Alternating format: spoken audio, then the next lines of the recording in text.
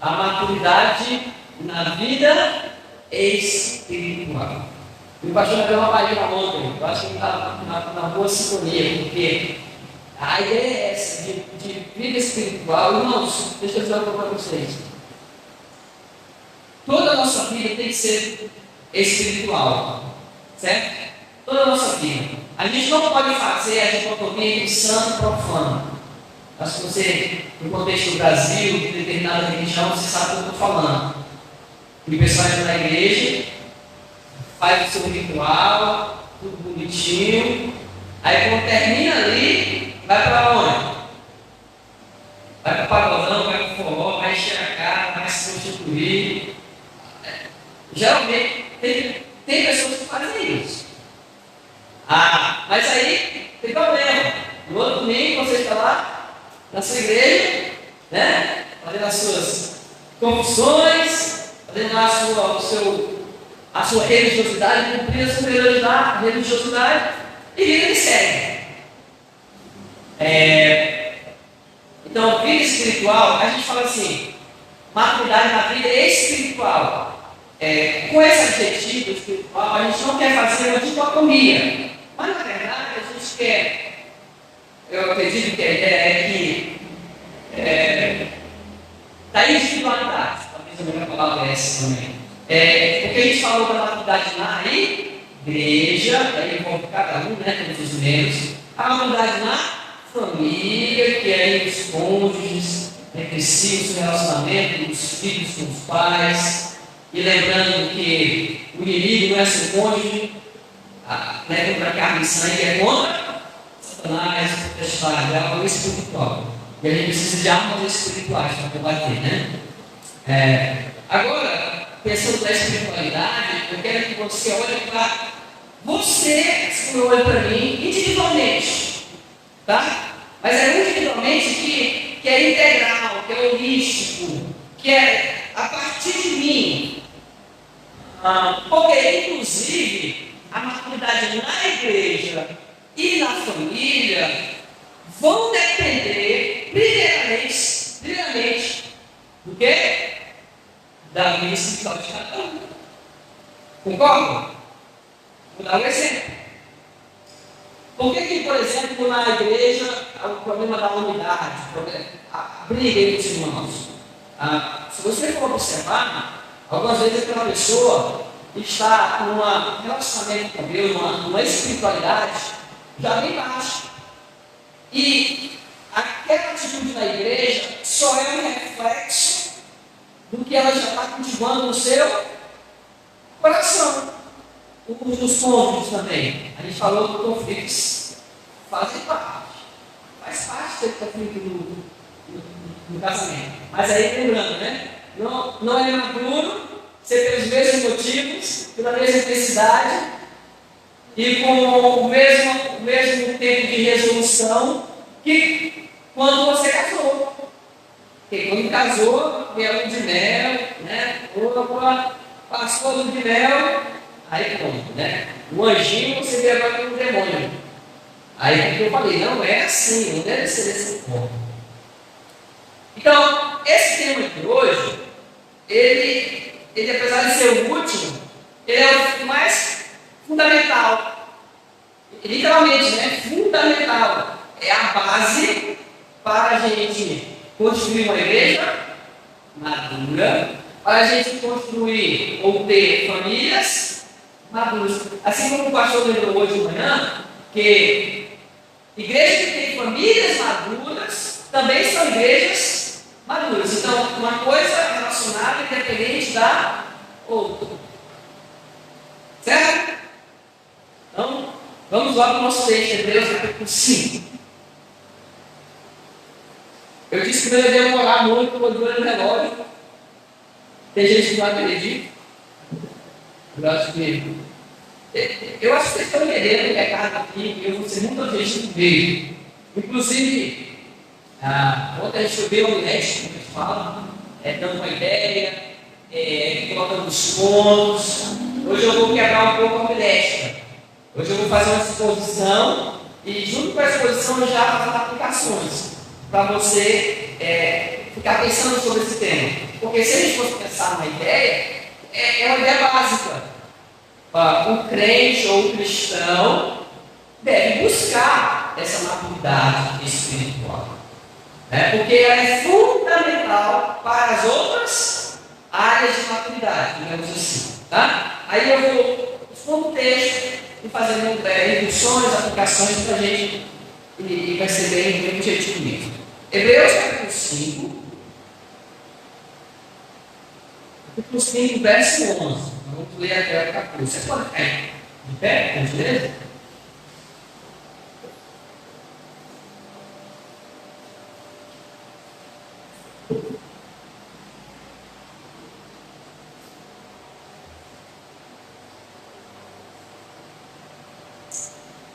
Bem?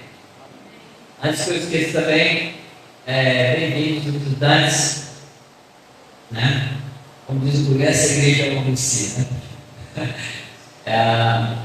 Nós estamos felizes com a presença de cada um aqui, nossos visitantes. Hebreus capítulo 5, verso 11. A esse respeito, vamos lá explicar isso aqui.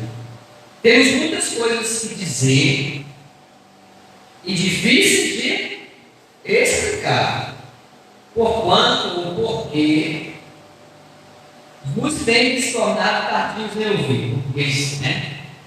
Você pode traduzir como porque vocês têm se tornado tardios em ouvir, porque vocês. Tem outras traduções que a gente vai mencionar aqui. Pois com efeito, quando vocês deviam ser mestres, professores, atendendo ao tempo decorrido, tens novamente necessidade de que alguém vos ensine. De novo, quais são os princípios elementares dos oráculos de Deus? Assim vos tornaste como necessitados de leite e não de alimento sólido. Ora, todo aquele que se alimenta de leite é o quê?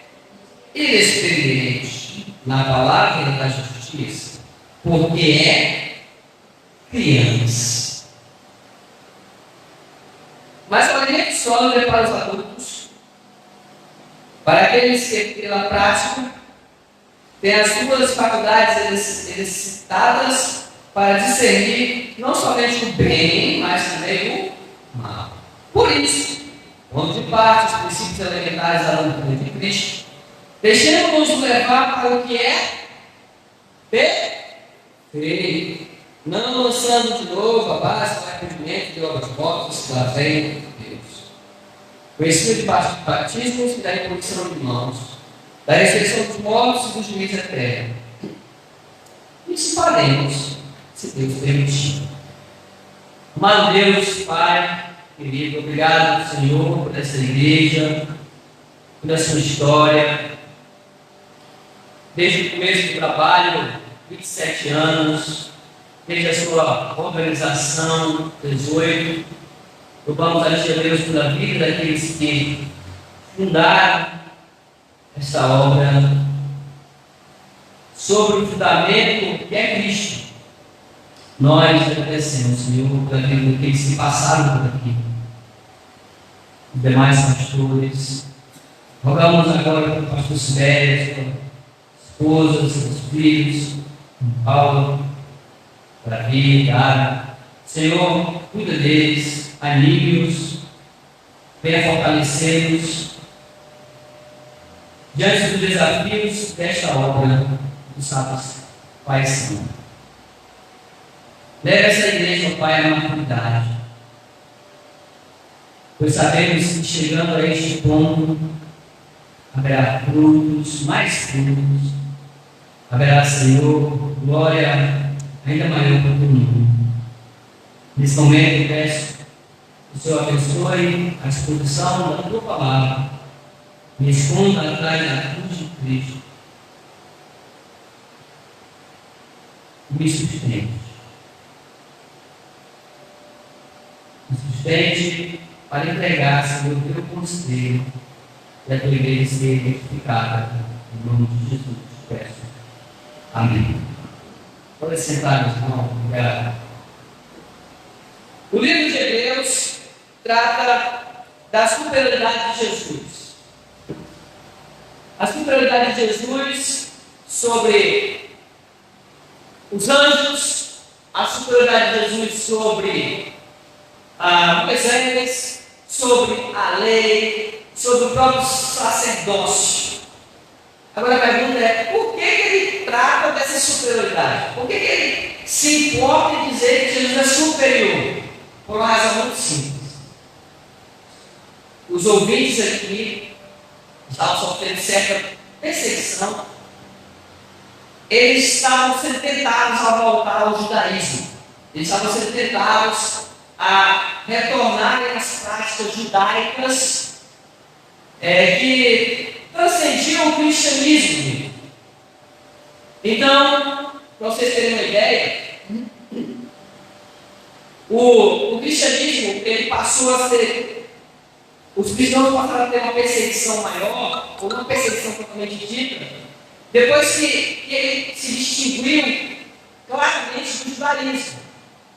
O Império Romano achava que o cristianismo era apenas uma ramificação do judaísmo, uma espécie de seita, como até a gente tem em Atos. E como o judaísmo era uma religião legítima, ou legalizada, ou aceita pelo Império, então estava tudo salvo, estava tudo tranquilo. Só que a partir do momento que os cristãos passam a se distanciar desse judaísmo, que fala de sacrifício de animais ainda, que fala de tantas coisas sobre aquilo que Cristo havia então cumprido, aí, meu amigo, o pessoal descobre que cristianismo não é bem o judaísmo. Vocês lembram quando Paulo está lá em Tessalônica e a reclamação dos cidadãos tessalonicenses era o seguinte: aqueles que têm transtornado o mundo chegaram até nós e têm despregado costumes, etos, modo de vida que não é comum para nós. Ora, os judeus já viviam ali, já tinha uma sinagoga ali e ninguém reclamava. Então, o autor de Hebreus escreve essa carta, pode ser Paulo, não sei, provavelmente. Ele fala dessa superioridade de Jesus com o seguinte propósito: ninguém em sã consciência, em bom estado de juízo, troca algo que é inferior ou superior por algo que é Vamos simplificar isso? Você está aí com o seu Corolla 2300, carro de projeção, potência, né? Ô rapaz! Aí chega alguém e diz assim: meu amigo, Corolla não é bem assim. Aí começa a botar defeito do Corolla e diz assim: vamos trocar aqui por esse Fusquinha 87. Com todo respeito aos alunos que Fusca, né?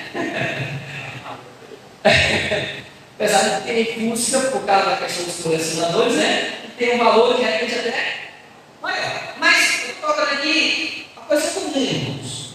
Você, em sã consciência, no estado mental normal, você não vai trocar o quê? Algo superior por algo inferior. Então, por exemplo, quando ele fala no capítulo 1 sobre os anjos, parecia haver já uma espécie de culto aos anjos. O pessoal estava supervalorizando os anjos. Talvez coloque os anjos em pé de igualdade. E eu imagino que de repente até superior. Por quê? Moisés, por exemplo. Moisés é o grande profeta judeu, hebreu. Se você for olhar para os muçulmanos, né, islamismo, eles têm Moisés como profeta, eles têm o próprio Jesus como um profeta. Mas o seu grande, melhor profeta, quem é? O Salmo sabe. Essa? Maomé. Ok? Então é interessante saber disso, né? O muçulmano tem Jesus como profeta, tá? Só que ele não é o Messias que ele disse, tá? Não tem esse negócio de Messias. O Maomé é o profeta que fala por lá. Ele é o mediador, ele é o grande mediador. O Maomé para o muçulmano. Então vamos lá. Alguém no estado mental, e aí vamos dizer para nós aqui, espiritual, normal, alguma expressão maduro, não vai colocar algo que é o quê? Superior por algo que é inferior. Você não troca uma Ferrari nem por um Corolla. Não é verdade? Alguém quer trocar aqui um Lexus 2018 por um Range Rover? Eu troco. Alguém quer? Alguém quer ele? Não, né? Por que eu estou dizendo isso? Aqui no capítulo 5, ele começa a falar do sacerdócio de Cristo. Ele já falou desse sacrifício, esse sacerdócio de Cristo superior ao sacerdócio levítico, inclusive. Havia uma questão: como é que Jesus é sacerdote, mas se ele é da tribo de Judá? E o sacerdote sai da tribo de onde? Levi. Aí, o autor de Hebreus, né? Inspirado, iluminado. Simples. Ele é lá o Melquisedeque. Aí um bonitinho aí diz assim: Melquisedeque não é Levi. Aí o autor muito safo, pessoal de uma linha aí, né? Disse o quê? Meu amigo, olha só. Se você esqueceu de Melquisedeque, Abraão pagou o dízimo para ele. E Melquisedeque fez o que para Abraão? Abençoou Abraão. Agora, perceba. Se ele entregou o dízimo, o Abraão entregou o dízimo, aí o Melquisedeque, que é o sacerdote, né? Eterno, que é um grande. Tem uma questão bem interessante que o tempo não deixa, mas para resumir, o autor de Hebreus está dizendo o seguinte: ele está respondendo a possíveis perguntas que são: você está dizendo que Jesus é sacerdote e tudo mais, mas ele diz que Davi é de Judá, Belém. Aí, vai ver, né? Ele é da ordem do Melquisedeque. E se ele é da ordem do Melquisedeque, perceba, Levi era filho de quem? Levi era um dos filhos de quem? Jacó. Jacó era filho de quem? De Isaac. Isaac era filho de Abraão. Beleza.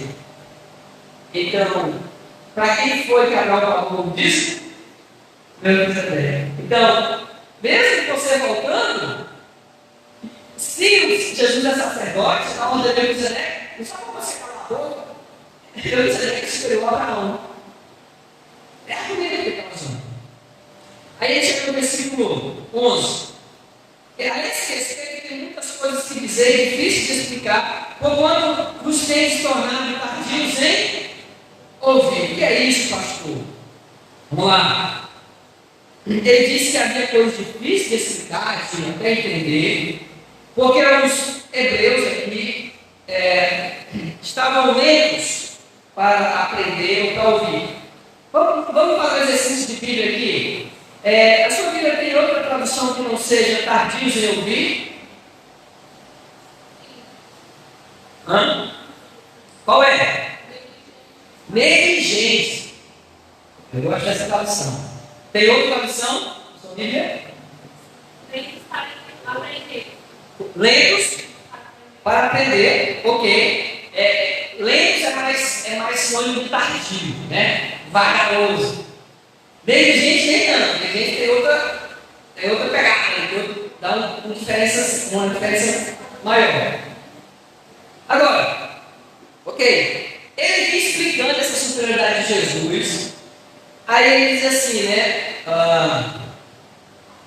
A esse respeito tem muitas coisas que dizer, difíceis de explicar. Agora, faz parte. Vamos lá.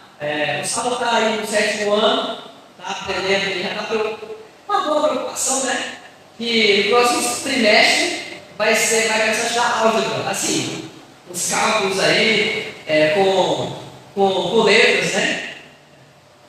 Tem até um meio engraçado na internet que o filho reclamando, matemática é tão difícil, agora tem que botar letra na matemática. Já é difícil com os números, quanto mais com letra, né? Tem que achar o valor da letra.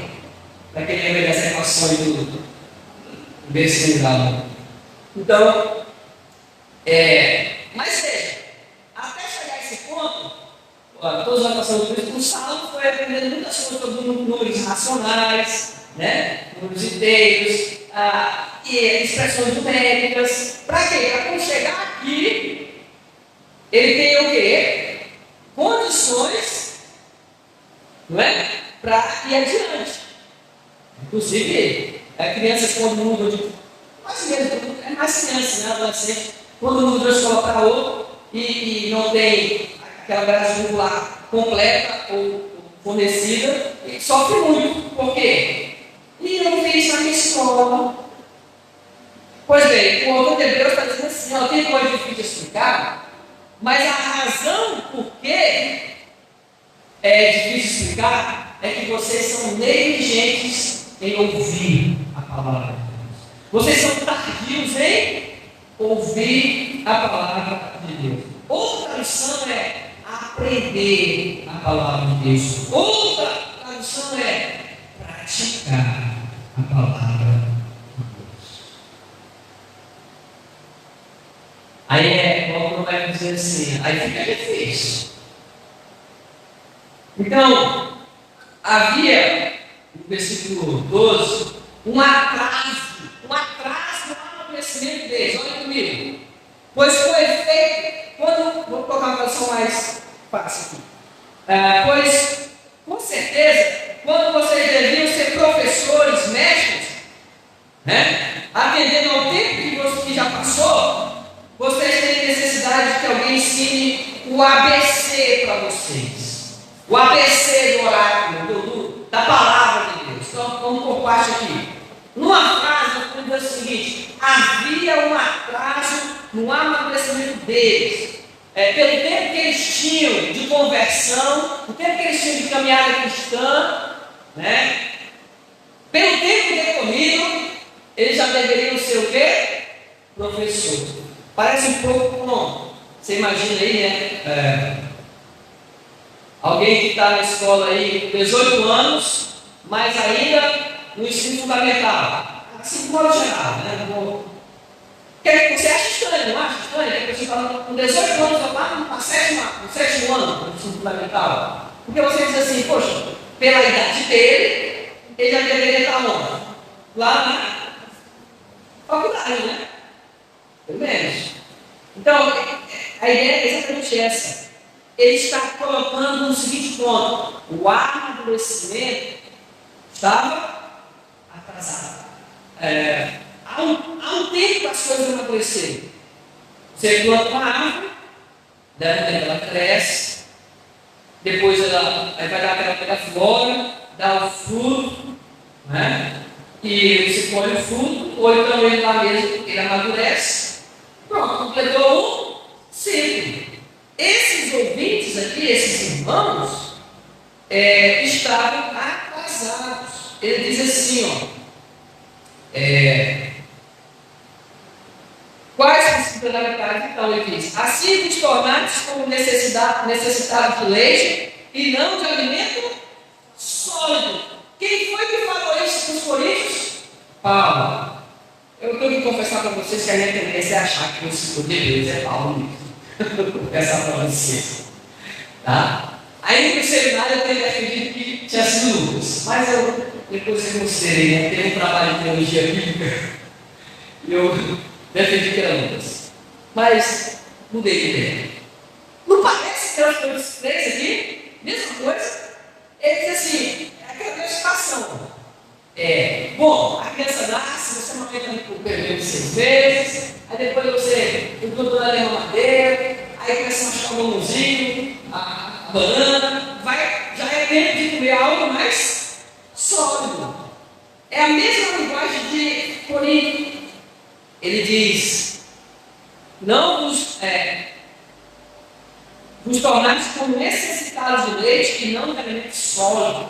Irmãos, o tema aqui é maturidade. De novo, claro, o nosso tema é esse, né? De novo é maturidade. Havia uma necessidade, inclusive, de eles serem tratados como crianças. Ele diz assim: ora, todo aquele que se alimenta de leite é inexperiente na palavra da justiça.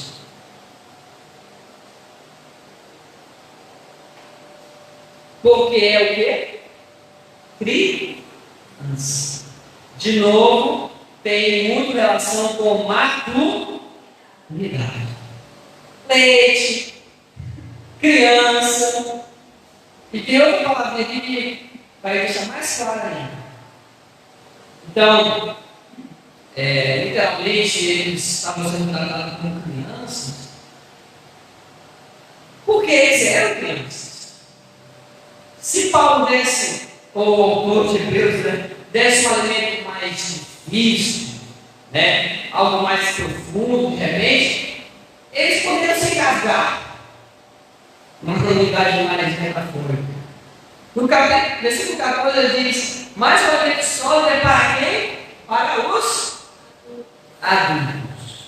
Agora vem uma chave linguística aqui. Alguém tem outra versão dessa palavra adultos? Vamos lá.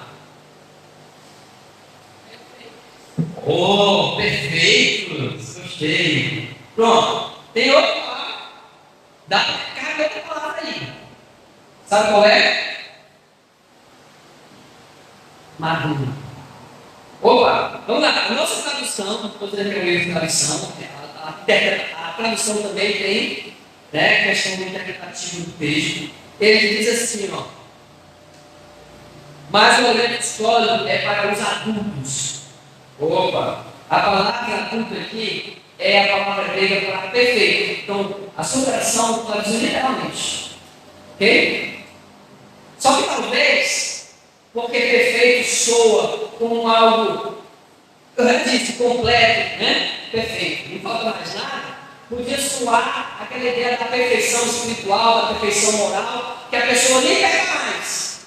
Ok? Então, como ele falou de leite, como ele falou de alimento sólido, ele então aqui, o tradutor, né, coloca como criança. Mas o alimento sólido, ou adulto, na verdade. Mas o alimento sólido é para os adultos.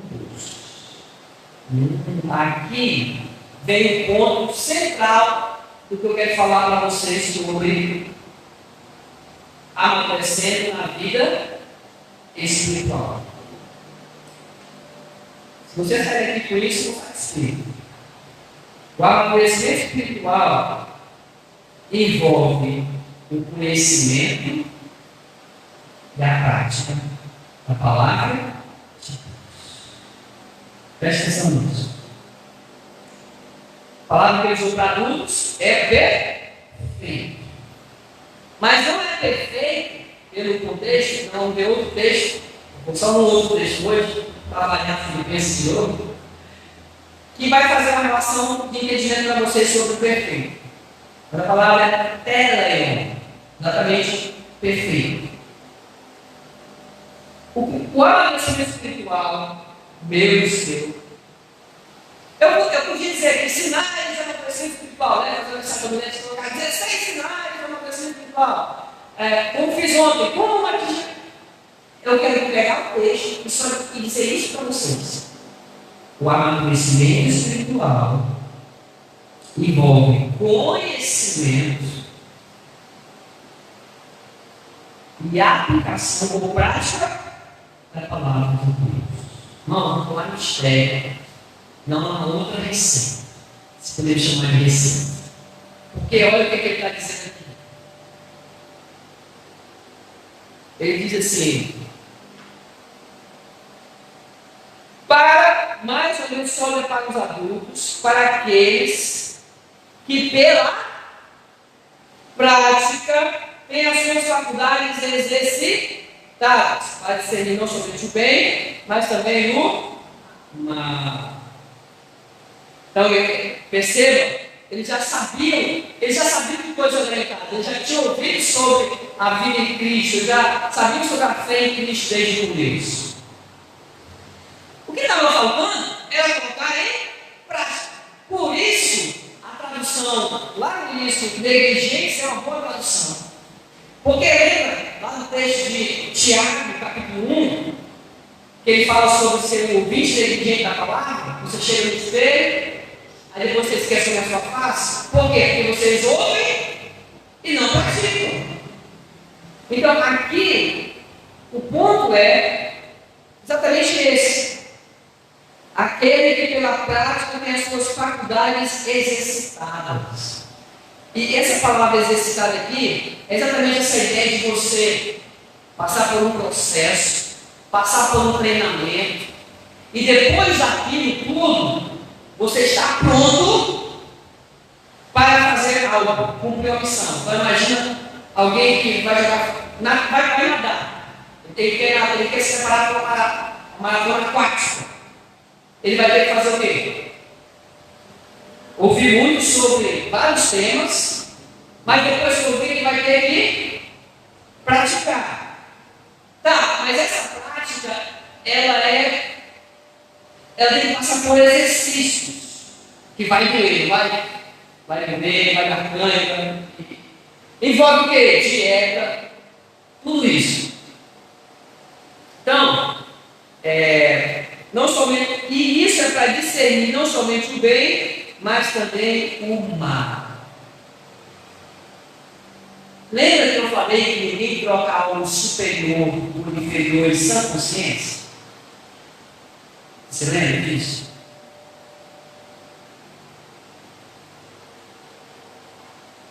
Tem o aspecto da tentação nas nossas vidas. Não tem? Eu disse, falando sobre tentação. E às vezes a gente fica olhando assim, mas como é que fulano de tal, 20 anos, 30 anos de vida cristã, como é que ele caiu nisso? Como é que ele fez isso? A gente faz esse questionamento, né? Pastores, inclusive.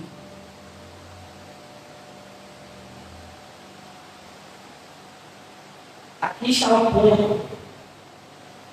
Porque eu tenho o seguinte pensamento, com base nisso aqui e outras coisas da Bíblia. É um momento de loucura. Porque se alguém disser que trocou uma Ferrari por um Corolla 2020, eu vou dizer assim, né? Não está virando bem lá na cachola, né? Parece uma pessoa que não tem o quê? Discernimento. Não é verdade? Isso não estou dizendo que é para a pessoa, não é justificar o erro, mas eu estou dizendo assim, o discernimento para a pessoa pensar, rapaz, o que é que eu fiz? Troquei uma Ferrari por um Corolla, antes não consigo, né? Aí que é o Corolla ali. Mas olha, irmãos, esse é o ponto dos hebreus. Eles estavam sendo tentados, tá? A deixar o caminho, até porque estava começando a perseguição dos cristãos. Já viram a distinção do cristianismo e judaísmo. E aí parece que eles queriam se safar disso e voltar ali. É um pouco parecido, né? Vou voltar aqui no sacrifício. Eu peguei, Deus vai me deixa eu sacrificar com um carneirinho, né? Entende? Então, o alimento sólido é para os adultos, para aqueles que pela prática têm as suas faculdades exercitadas para discernir não somente o bem, mas também o mal. Ápice da maturidade cristã. Você é uma pessoa, lembra que eu falei, que pondera e que é prudente. Jesus disse: seja prudente como as serpentes e simples como as. E falamos. Eu queria fazer, com esse meu ponto central, é uma aplicação para vocês aqui. O autor de Hebreus ele está focando no conhecimento. O conhecimento da palavra de Deus correspondente. Pronto, essa é uma boa colocação. Correspondente. Quantos anos de vida cristã você tem? Vamos seguir prático agora. Quantos anos de vida cristã você tem? Responda para você. Minha conversão foi em 97. 20 de abril de 97. 26 anos, né? Você já imaginou? Mesmo se vamos dizer que não fosse pastor. Pronto, aí você vai ver. Vamos dizer que você não fosse com 26 anos de vida cristã. Qual é o conhecimento que você tem da palavra de Deus? Não tinha, né? Vou afirmar. Quantas vezes você leu a Bíblia? Quantas vezes você leu a Bíblia? Se você ler 3 capítulos por dia, de segunda a sexta, no sábado, domingo e 5, no ano você vai ler a Bíblia? Tudo. A princípio, estou falando de conhecimento mesmo, tá? É conhecimento. É você teve a sua conversão, e aí você não lia a Bíblia, realmente é assim, né? Aí agora você vai começar a Bíblia. E você vai começar lendo a Escritura. E aí é um leite para você, né? Vai, coisa mais simples, você vai aprendendo. Quando eu cheguei aqui no discipulado, aí a pergunta é: o que vocês acham que alguém que tem 26 anos de vida cristã, não é analfabeto, não é a Bíblia nem 3 vezes?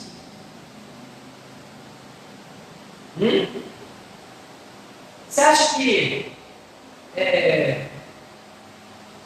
a maturidade dessa pessoa, a sua maturidade individual, está num ponto legal ou não? Não. E antes que você diga assim, pastor, é melhor ler uma vez e aplicar do que só ler 3 vezes. Eu estou falando disso ainda. Eu estou falando de você, pelo tempo que você tem de conversão, você pensar na proporção de conhecimento da palavra de Deus. Se eu pedir para você abrir a Bíblia aí agora, pelo tempo que você tem de crente, abra também lá no livro de Abacuque. Aí, opa, aí olha para o irmão do lado assim, é no Antigo ou no Novo Testamento? Tudo bem? É no Antigo. Aí, tá, mas é no começo ou no final do Antigo? Tá bom. É estranho, não é? Irmãos, eu estou falando de conhecimento mesmo. Porque o que o autor de Hebreus está dizendo aqui é que eles até tinham, pelo tempo decorrido e pelo que eles ouviram, eles receberam, que não deve ter sido pouco, era para eles ter um nível de maturidade alto. Por quê? Porque eles eram imaturos, eles eram crianças, não eram crianças, eles chamou de criança. Eu não sei, mas você lembra quando alguém diz assim, não tá, isso parece uma criança, né? Eu ofereço crianças assim, mas isso é uma atitude infantil. Mas é que a gente está falando de quê? De maturidade. A gente sabe que somente o conhecimento pode ensoberbecer, né? Que o conhecimento ensoberbece, né? A forma de fim. Mas o conhecimento só ensoberbece se você o usa de modo errado.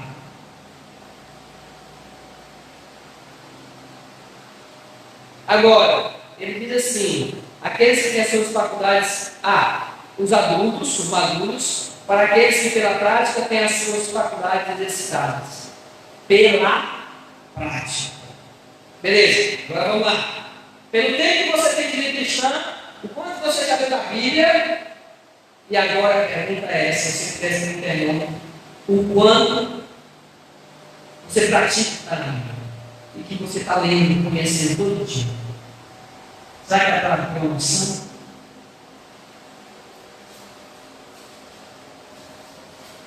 Nós não podemos ter uma dicotomia, uma disparidade entre conhecimento e prática. Quando há uma dissonância entre conhecimento e prática, somos imaturos. Entende isso? Quando há dissonância entre conhecimento e prática, há dissonância, há ruído, confusão, é imaturidade. A maturidade ocorrerá na nossa vida quando nós conhecemos a palavra, mas também nós praticarmos. Às vezes, não, mas eu pratico. Mas o praticar ele é acompanhado do conhecimento. Então, alguém que vai se preparar para a maratona e não sabe nada, a prática, e não sabe nada disso, ele vai chegar lá e já se ter dado pronto? Não, ele tem que estudar, ele tem que ver várias questões envolvendo aquela atividade e finalmente vai colocar em prática.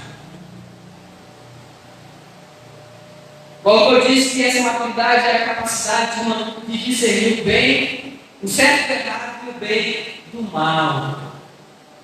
Irmãos, todos nós estamos sujeitos ao pecado. Todos nós estamos sujeitos a cair. Vou começar a ensinar aqui para continuar. Entende? Mas pelo que nós estamos vendo sobre a prática, certamente essa dissonância, ou mesmo a negligência de estudar, de ouvir, de ler a palavra, vai nos deixar frágeis. Eu fazendo meu estudo, né? Aí as Bíblias e os comentários, eles fazem alusão lá para Gênesis capítulo 3. Sabe o que acontece em Gênesis 3? Você lembra o que é a serpente disse para Eva? A Eva disse assim, né? Serpente da Eva, né? E ela sabe como comer aqui? É verdade que Deus disse que você não pode comer dessa árvore, aqui no fundo dessa árvore. Ela começa a conversar, né, com a serpente, e diz assim: era a árvore para dar conhecimento do bem e do mal. Ela, no ato de loucura, como eu digo, sucumbiu. E o pecado estava em desobedecer. A gente vai amadurecendo sobre a Bíblia. Recentemente eu vi um pregador falando que achei bem interessante colocar assim dele. O pecado, o comer da árvore, o pecado em si não é o fruto. O fruto em si, o pecado estava em eles. Deus ter proibido que eles comessem. Se Deus dissesse, como nessa árvore, poderia ter. E não era pecado. E o ponto aqui é exatamente essa proibição, desse discernimento. Verso 3 para a gente concluir. Por isso, quando de parte os princípios elementares da doutrina de Cristo, deixemos-nos levar para o que é. O quê? Deixemos-nos levar para o que é perfeito. Está assim na sua Bíblia?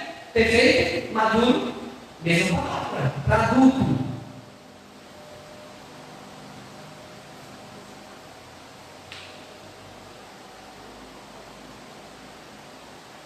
Não lançando de novo a base do arrependimento, das outras notas da fé em Deus. Aí ele continua, eu não vou explorar isso aqui, decidir mais tempo nosso. Eu quero entender nessa exaltação principal, que ele diz, olha só. Então assim, parece que eles estavam apegados a querer saber de coisas que eles já tinham visto, que eles já tinham entendido, era para ter entendido pelo menos, mas não fizeram isso. Aí ele vai dizer, olha só. A gente tem que progredir, minha gente. É para frente que se anda. Vocês estão preocupados com o negócio de batismo, com imposição de mãos, com obras mortas, que é bem polêmica essa expressão, certo? Mas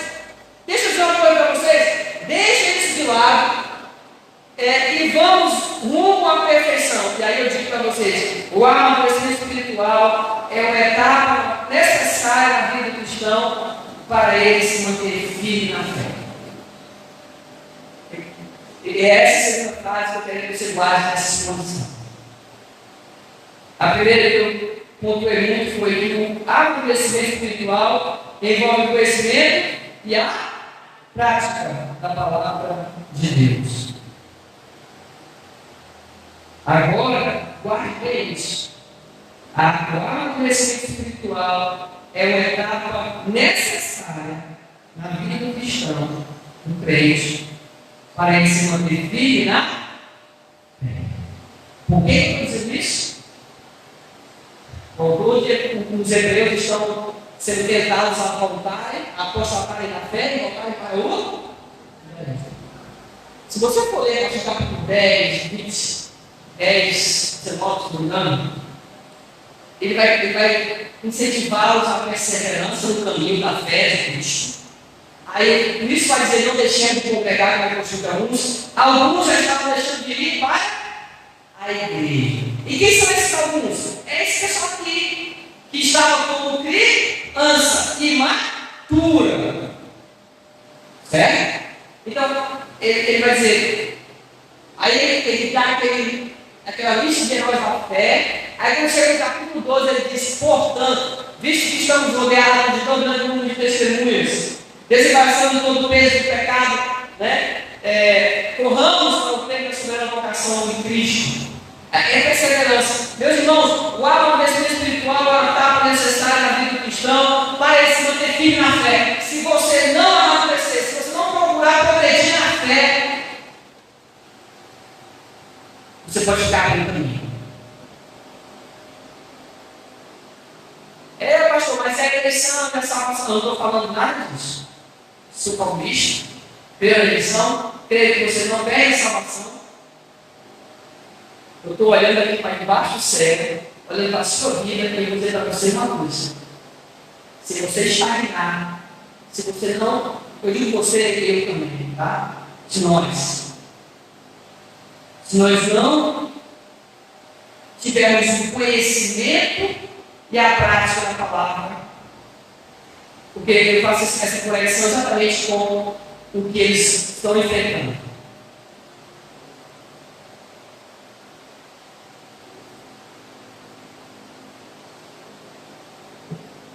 Ninguém se desvia da noite para o dia. A gente falou hoje de manhã, está comentando, uma separação conjugal dificilmente também ocorre da noite para o dia. Isso é o quê? Começa com pró e termina com sexo. É um pró. E se a gente não entender que o amadurecimento é necessário para que a gente fique o quê? Firme. A fé, os caminhos do Senhor. Deixa eu te dar um aviso, uma advertência. Se você ainda não está nesse caminho de maturidade cristã, cuidado. Cuidado. A apostasia é real. Entende isso? É real. Eu já vi pastor se desviar. Eu já vi membros 50 da igreja se desviaram, assim como louco vestir mais. Qual é o problema dos hebreus? Qual é o ponto aqui? Maturidade. Estava tomando leite ali. Estava querendo saber. Queria formar sílabas como já para fazer relação. Não é para formar sílabas. Já para estar fazendo relação. É outra coisa.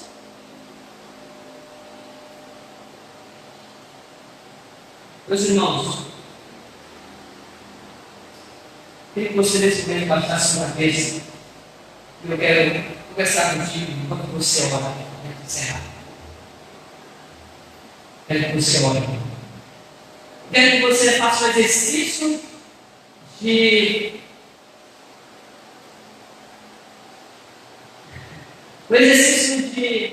reflexão, auto-reflexão. A primeira pergunta dessa reflexão é: será que o meu tempo de vida cristã, de caminhada cristã, responde? Quer dizer, vamos inverter. Será que o meu conhecimento da palavra de Deus corresponde ao tempo que eu tenho de vida cristã? Sim ou não, né? Depois, será que o conhecimento que eu tenho corresponde com a forma que eu pratico a palavra de Deus? Se foi sim, amém. Se foi talvez ou não, misericórdia e cuidado. Vigie. Vigie. A outra coisa é exatamente: você pode notar nesse momento, na sua caminhada cristã, alguma situação, nesse processo, alguma situação que você precisa reconsiderar, recobrar o juízo na nossa linguagem e dizer assim: vou destrocar essa minha Ferrari. Melhor, vou destrocar a nossa linguagem, né? Destrocar. Eu vou destrocar o Corolla pela minha Ferrari. Eu não vou cometer essa loucura. Eu não vou deixar o Cristo que me amou, que se entregou por mim, a sua palavra, os seus valores, a sua igreja que é amada, por algo que falou, enfim, inferior. Diz aqui eu podia passar um bom tempo dando exemplos, mas eu não quero fazer isso. Eu espero que vocês já tenham uma maturidade para entender exatamente o que pode ser isso. Certo?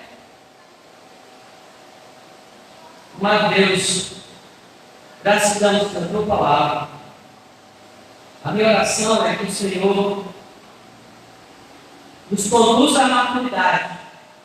E que essa maturidade é necessária, é urgente. Ela que vai nos fortalecer, ela que vai nos preparar, Senhor, para o bom senso, ela que vai não nos deixar cair nas armadilhas de Satanás. Essa maturidade, Pai, que vai nos impedir de trocar algo que é melhor, superior, por algo inferior. Senhor, o Teu Espírito Santo vem agir em nossos corações e que nós tenhamos noção, discernimento do que é bom, o que é certo, o que é errado. Não sejamos como crianças, uma criança que pedia pão, mas era pedra, ela não discernia, Senhor. Às vezes nós agimos assim, às vezes nos aventuramos com coisas que não te agradam, ou mesmo ofendem a tua santidade. Por isso, Pai, perdoa-nos. Em nome de Cristo, amadurece cada um de nós. Leva-nos a um ponto de espiritualidade no qual estaremos firmes. Firmes, ó Deus, contra as tempestades, contra as inundações, como aquela casa construída sobre a rocha, que é Cristo. No nome dele nós pedimos, agradecemos por tudo. Amém.